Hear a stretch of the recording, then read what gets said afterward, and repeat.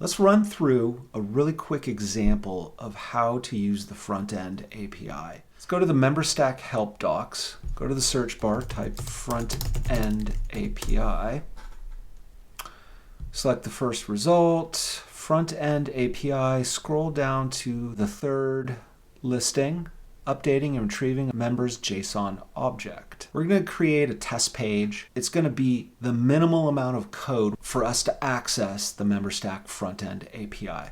So let's get started. We'll scroll down to the bottom to the retrieving section, and we'll copy and paste this little bit of code right here. Let's go back into Webflow. Let's create a brand new page, a static page. We're just going to call it test. It's literally for testing this out. Scroll down to the bottom. Let's add a couple of script tags. So we'll paste that in. Now what we're going to do here really quick is remove that comment, and I'm going to put a new statement in it. And the statement's going to be called debugger, with a semicolon at the end. And what that does is tell the browser to stop rendering the page and open up a little debugger console for us so that we can peer into the data that MemberStack has sent us. When the MemberStack JavaScript has been loaded into the web browser, trigger this function. And trigger this function by passing in the member's data that's currently logged in. And when that member data gets passed in, we want to say, make another request up to MemberStack to get the metadata. Remember, the metadata is going to contain our JSON object, and that's what we're after. And then once it does that, it'll come down and hit our debugger statement, and we'll be able to peer into that data in an interactive way. So let's give it a try. We'll hit create on this test page. Let's go ahead and publish it. Right now, I am currently logged in.